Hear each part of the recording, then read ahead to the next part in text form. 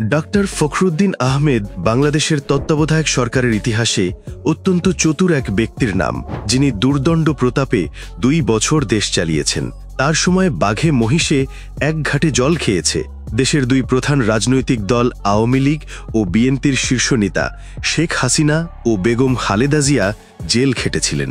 পাশাপাশি সেলে পরপর 2 ঈদ কারাগারে কাটাতে হয়েছিল এই 2 নেত্রীকে।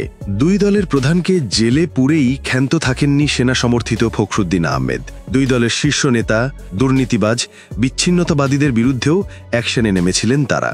অথচ তত্ত্বাবধায়ক সরকারের প্রধান উপদেষ্টা হওয়ার কথাই ছিল না ডাক্তার ফখরুদ্দিন আহমেদের। তার আগেই বিএনপি নেতৃত্বাধীন জোট সরকারের মেয়াদ শেষ হবার পর এক পর্যায়ে রাষ্ট্রপতি ইয়াজউদ্দিন আহমেদ নিজেই তত্ত্বাবধায়ক সরকারের প্রধান হিসেবে দায়িত্ব গ্রহণ করেছিলেন, কিন্তু সেই সরকার ভেঙে গিয়েছিল।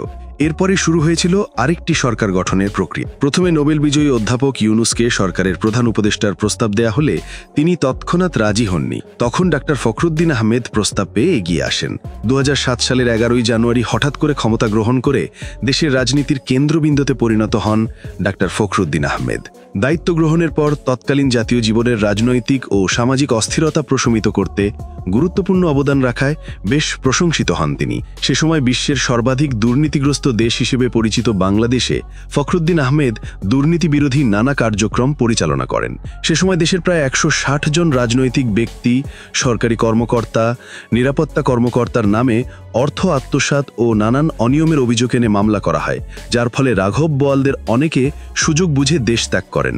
2007 সালের 11ই জানুয়ারি সেনাবাহিনীর হস্তক্ষেপে সংঘটিত রাজনৈতিক পরিবর্তন 1-11 নামে পরিচিতি লাভ করে।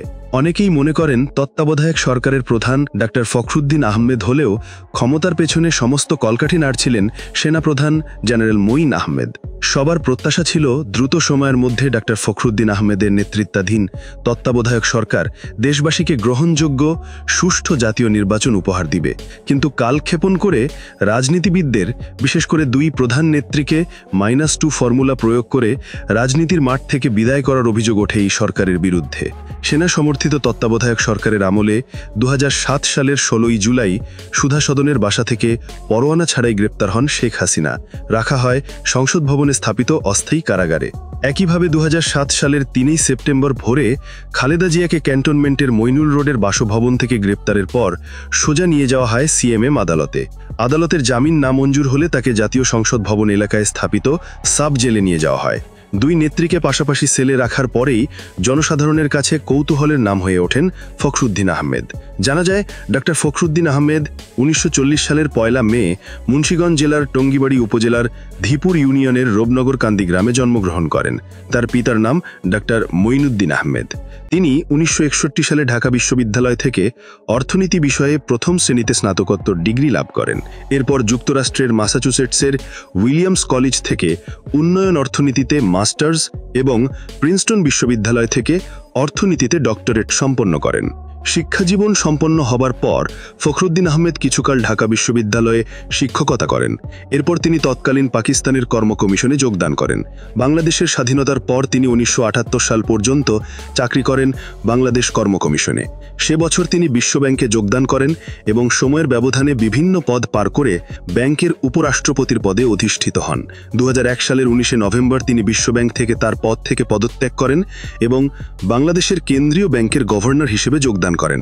2005 সালে গভর্নর হিসেবে তার মেয়াদ অতিক্রমের পর তিনি পল্লী কর্ম সহায়ক ফাউন্ডেশনে কর্মরত ছিলেন।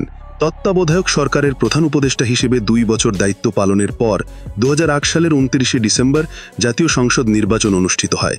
এতে আওয়ামী লীগ 2/3 আসনে জয়ী হয়ে সরকার গঠন করলে ফখরুদ্দিন আহমেদ গঠিত তত্ত্বাবধায়ক সরকার বিলুপ্ত হয়ে যায়। এরপর ফখরুদ্দিন আহমেদ যুক্তরাষ্ট্রে পাড়ি জমান।